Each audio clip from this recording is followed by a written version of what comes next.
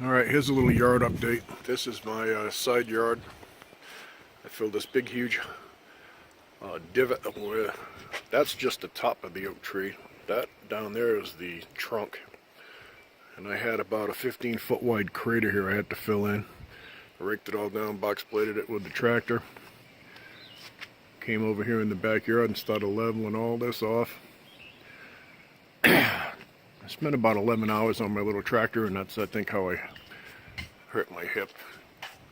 Shifting and braking and twisting around backwards in the seat. I got to pick up these trees over here still. We got the 6-panel solar tracker here, which is just stationary. It's not hooked up.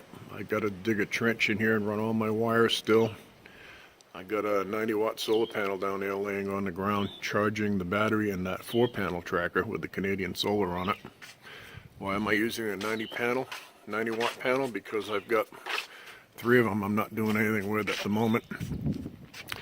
Over here I got this cleaned up pretty good. I can start digging my trenches and bury these wires. Built another solar tracker for that pole. I'm going to be picking the best panels out of these 9 or 10, I forget what I got. Panels I've got over here. And they're just killing it today, making super power over 2,500 watts out of 2,620. So things are moving along out here. 65 years old, I just can't beat myself to death like I used to be able to. I'm paying the price for it now. Been down for 2 days. Moved the shooting range down there in the back. I don't know if you can see it. The trees are coming in like crazy. Gorgeous day. I'm going to try this weekend and get these trees picked up if my hip ever tones down enough where I can stand on my legs. Anyway, just an update. Maybe within the next week or two I'll get this 3rd solar tracker up and running.